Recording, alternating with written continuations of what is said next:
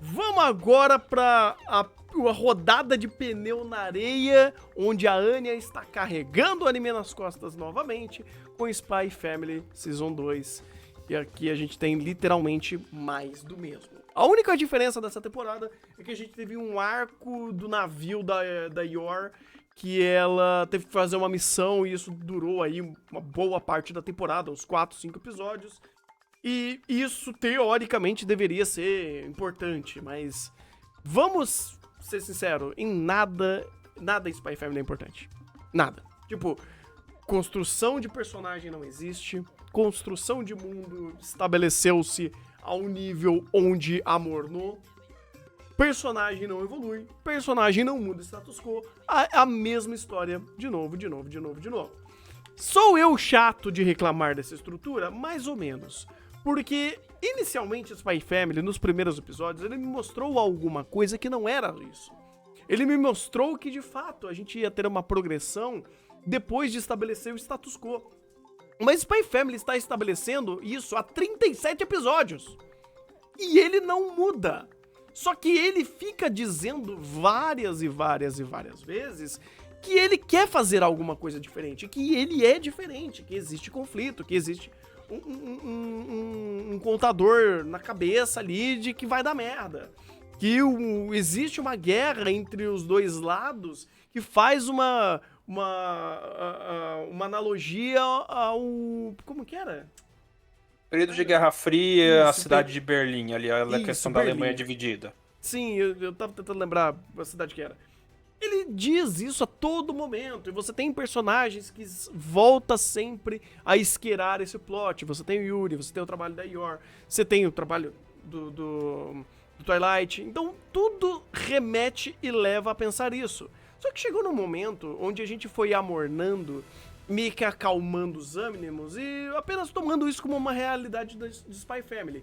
A história é só sobre essa rodada de pneu na areia, onde vai ter algumas piadinhas aqui e ali, e a Anya vai estar sempre protagonizando esses momentos, porque os melhores momentos de comédia, com certeza, indiscutivelmente, é da Anya, porque essa personagem é realmente muito boa para fazer essa proposta. Só que todo o torno da história, ele sempre vai ter um ou duas piadas que vai se tornar recorrente, e meio que você vai ter que aceitar isso de dose homeopática.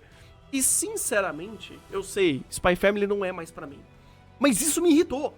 Isso tava a todo momento pingando aquela gotinha na cabeça, daquela tortura e que vai fazendo você prestar atenção na gotinha. E a todo momento eu falava, caralho, mano, é legal o que eu tô vendo. É uma boa produção, inclusive. A produção continua Dream do Dream. Mas por que eu vi esse arco do ataque no navio? Pra quê? Você viu esse arco porque as profissões e a lore do personagem exige que esse tipo de arco aconteça. Pra... Para que a lore do personagem exige que esse tipo de arco aconteça. Você querendo ou não, você tem um espião e uma assassina. A assassina tem que assassinar. Sim, o espião tem Ela que tem espionar. que fazer alguma coisa. Então, para que esse arco existe? Para que a lore dos personagens exige. Só por isso. Pois é. E daí você vai. Daí que você falou. Ele arranjou um cantinho muito confortável. Por quê? Porque a própria premissa que ele setou no começo permite que, de certa forma, ele fique ali rodando praticamente. Maurício, seu microfone Personagem. explodiu. Oi, desculpa, o que Voltou. aconteceu? Voltou. Você foi falar um negócio, seu microfone explodiu. Não, sei lá o que aconteceu aqui. Literalmente não mexi em nada. Coisa de Discord. Sim. Mas, de novo, ele tem uma premissa aqui. Ele pode ficar cantando pneu da areia porque ele tem essa lore excêntrica dos personagens e esse ambiente de Guerra Fria, emulando uma Guerra Fria. Então, ele já tem uma lore de conflito constante. Mas é um conflito frio. É um conflito que não pode escalar de jeito nenhum. E a lore dos personagens meio que faz com que esse conflito não escale por definição. Eu tenho o espião perfeito e eu tenho a assassina perfeita. Se eles são, entre aspas, perfeitos, vamos colocar assim, é óbvio que as coisas não vão vazar. E você tem Pra sustentar tudo isso e tornar isso assistível, uma personagem extremamente carismática. Que ela, sim, vai revirar e vai reinventar a roda e vai fazer o circo andar pela dinâmica de carisma dela, pegando essas micro situações, que na verdade são a mesma história, estoura um conflito, alguma dinâmica dessa questão de Guerra Fria estoura, a Yor tem que fazer o trabalho dela, o Lloyd tem que fazer o trabalho dele, e no meio que, coincidentemente, porque o roteiro tem que funcionar, os dois se encontram numa situação que estão os dois fisicamente próximos, mas um não pode revelar a identidade pro outro, porque, né? Senão, o roteiro acaba. Uhum. E, por definição, nós temos dois personagens que são perfeitos nas suas profissões. Então, essa revelação não vai acontecer. E você vai ter essa também, de novo, por definição pra própria premissa de narrativa, você vai ter essa dinâmica de família que vai esquerar uma possível quebra de status quo, no sentido que eles se questionam de, pô, acho que está na hora de parar, mas não vai parar. Por quê? Porque o mundo exige, porque nós estamos em Guerra Fria, porque coisas maluquices acontecem. E nisso o anime vai se sustentar por quê? A Anya fazendo coisas de Anya. Então ele vai te botar um cenário que ele vai variar esse cenário. Com base na variação desse cenário, a Anya vai ter alguma variação de interação e vai se aproveitar disso para, com o carisma do, fazer esse pneu na. E é uma posição bastante confortável, porque ele pode repetir isso praticamente ad infinitum, desde que ele tenha boa carisma dos cenários desse teatro. Pois é. Mas é complicado, cara, porque quando você fica a todo momento fazendo isso de novo, ele vira essa narrativa esquisita, onde você para de pensar. Ele começa a fazer um monte de white noise ao longo da temporada, que tudo quanto é contexto, que por mais que ele esteja em primeiro plano, você foi treinado, ele te induziu a você não levar a sério. Porque toda a situação criada de mundo, de conflito, de mais uma situação, de mais uma missão, você tem que começar a diluir isso na sua cabeça e falar, isso não importa, isso não vai ter consequência, isso não vai ter casualidade, isso não vai ter mudança de status quo, o personagem vai apenas mover conforme a música, conforme o teatro de bonecos ali, terminou, caiu a cortina, volta a ser o normal. Então ele começa a fazer isso de novo, e esse tipo de amortecimento, ou quando você sai da caverna e começa a olhar o Spy Family de novo, você fala, caraca, e estou eu, novamente, batendo palma pro bonequinho dançar. Isso não tem problema. Não é um problema necessariamente. Mas isso me tira créditos da obra. Eu tenho que tirar créditos da obra por fazer isso. Porque ela começa a fazer uma situação que ele pega toda a conversa que ele não tem, ou que ele não procede, ou que ele não leva a sério, e isso começa meio que dar uma facada na própria obra pra ela começar a se remoldar e voltar ao que era. Então tudo que acontece vai tender a zero novamente. E isso me incomoda. Pessoalmente me incomoda. Eu sei que a obra, de novo, amorteceu a gente a ponto de não se preocupar com isso, e olha a Anya fazendo uma coisa incrível. A obra é isso. Só que eu parei pra pensar nisso, e eu tô errado fazer isso. Eu sei que eu tô errado. Eu sei que minha obra, minha nota, inclusive, vai abaixar por conta disso.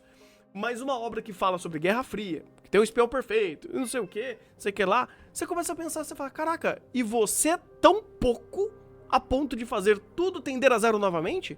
E tudo voltar ao status quo? Eu não vou te dar crédito por isso. Vou te dar crédito por, de fato, uma boa produção, por ter uma personagem extremamente carismática e muito perspicaz como a Anya, e o resto eu falo, é o resto. Porque toda essa questão que envolve a skin. Skin pra fazer o teatro de bonecos rodar. Podia ser a Guerra Fria, mas podia ser qualquer outro evento histórico no mundo que permitisse esse tipo de impasse. Ou poderia nem ser. Poderia ser um evento de fantasia.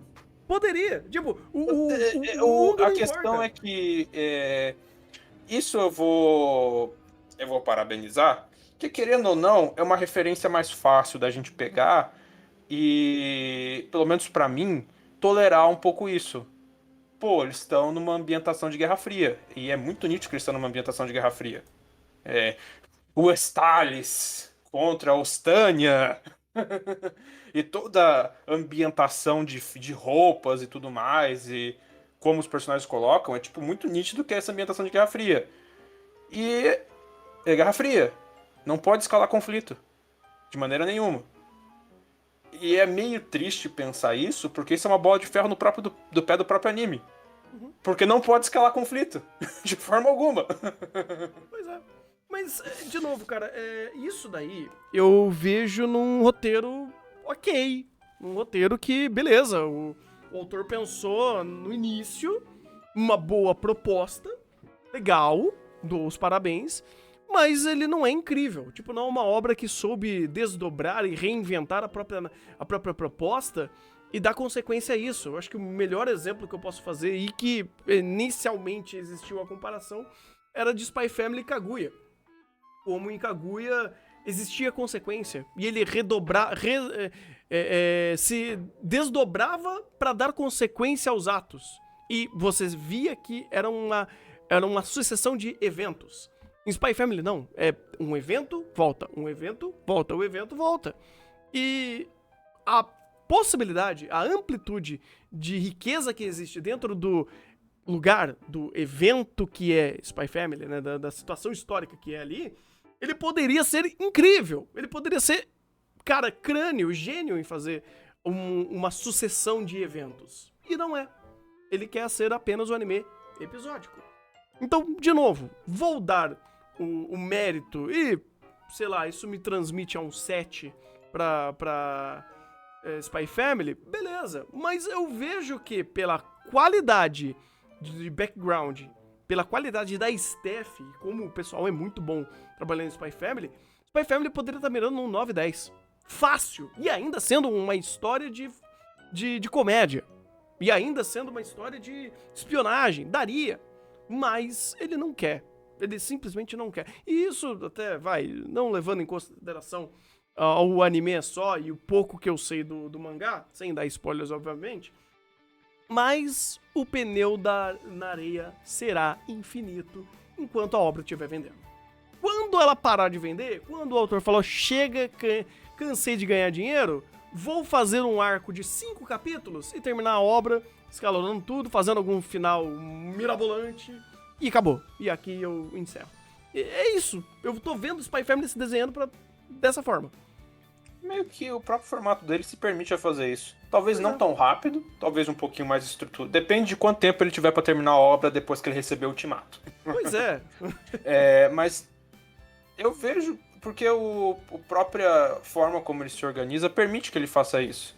Você tem dois personagens que já estão trigados a terminar esse conflito. Eles já estão setados a ter esse desenvolvimento que só precisa de um empurrão. Só que esse empurrão não será dado enquanto não for conveniente a isso.